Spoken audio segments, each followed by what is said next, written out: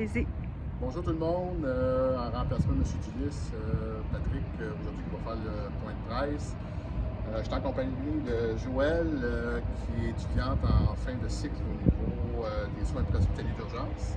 Je vais vous revenir avec Joëlle, qui a intégré l'équipe de projet pilote pour inter-établissement. Avant de passer à Joëlle, juste faire un petit touch sur le week-end. Premièrement, bonne nouvelle. 27 employés qui sont revenus au travail dans le contexte COVID. Il en reste 7 qui sont encore en absence. Donc, c'est une super bonne nouvelle.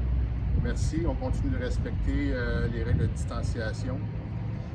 Également, ce week-end, grosse manifestation. Environ 15 000 personnes étaient sur notre territoire Montréal. Nos équipes GMT qui ont été déployées avec nos partenaires. La bonne nouvelle aussi à l'intérieur de ça, c'est qu'il n'y a eu aucune intervention clinique lors de cette opération-là. Merci à toutes les équipes qui ont participé de près et de loin à l'opération. Good job. Joëlle est avec nous dans l'équipe inter-établissement. Juste un petit rappel sur le projet inter qui a été déployé dans la première phase le 21 mai dernier et qui consiste à déployer une équipe de paramédics avec un étudiant dans l'objectif de faire des transports inter-établissements. C'est en réponse à la demande aussi au niveau du réseau en lien avec la capacité de l'inter-établissement dans le contexte de la pandémie. Donc, on a intégré une première phase de 5 équipes aujourd'hui.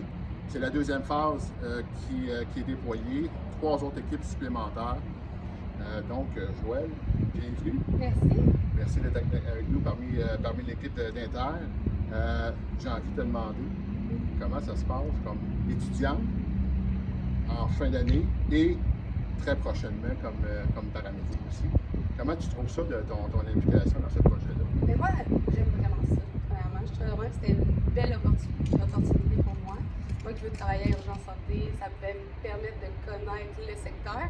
Puis surtout que je viens pas de Montréal. Donc en conduisant les ambulances, je trouvais que ça allait me permettre d'être plus à l'aise, mais que je sois paramédic, puis mais que je sois en intégration. J'allais être moins stressée au niveau de la conduite. Puis surtout qu'à l'école, on ne conduit pas beaucoup, donc ça nous pratique vraiment davantage. Puis aussi, ça me permet de voir les patients. On va en faire des inter-établissements en tant que paramédic. Donc, côtoyer les vrais patients à l'hôpital puis les ramener à la maison, bien, je trouve aussi que c'est une autre belle façade du métier.